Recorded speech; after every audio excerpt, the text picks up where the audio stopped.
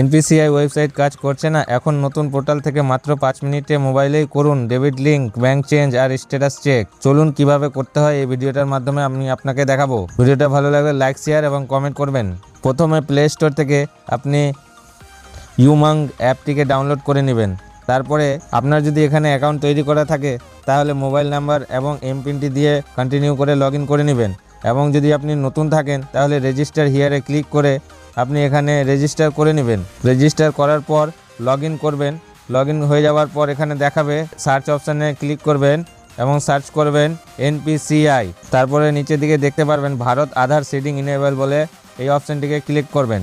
তারপরে এখানে আধার সিডিং এই অপশানটিতে ক্লিক করবেন। ক্লিক করার পর এখানে আপনার অফিসিয়াল ওয়েবসাইটটি ওপেন হয়ে যাবে। আধার সিডিং অ্যান্ড ডিসিডিংয়ে এটি অপশানটিতে ক্লিক করবেন।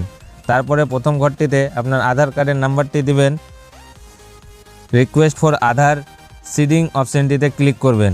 তারপরে এখানে আপনি ব্যাংক, আপনার যে ব্যাংক আছে সেই ব্যাংকটি এখানে ক্লিক করে নেবেন। সিলেক্ট হয়ে যাওয়ার পর সিডিং টাইপে ফ্রেশ সিডিংয়ে ক্লিক করবেন। তারপরে নিচের ঘরটিতে অ্যাকাউন্ট নাম্বারটি দিবেন। তারপরে কনফার্ম অ্যাকাউন্ট নাম্বারটি দিবেন। তারপরে এই বক্সটিতে ক্লিক করে নিচের ঘরটিতে ক্যাপচা বসিয়ে সাবমিটে ক্লিক করবেন। এখানে টার্মস অ্যান্ড কন্ডিশনের পেজ খুলে যাবে। এটি সব থেকে নিচে যাবে, অ্যাকসেপ্ট অ্যান্ড কন্টিনিউ অপশানটিতে ক্লিক করবেন। তারপর আপনার মোবাইলে ওটিপি আসবে, ওটিপিটি বসিয়ে সাবমিট করবেন। এখানে দেখতে পারবেন আধার সিডিং ডিসিডিং সাকসেস।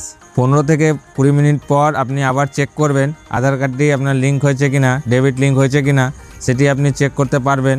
আধার ম্যাপ স্ট্যাটাসে গিয়ে কনফার্মে ক্লিক করবেন, তাহলে দেখতে পারবেন আপনার ডেবিট লিঙ্ক হয়েছে কিনা।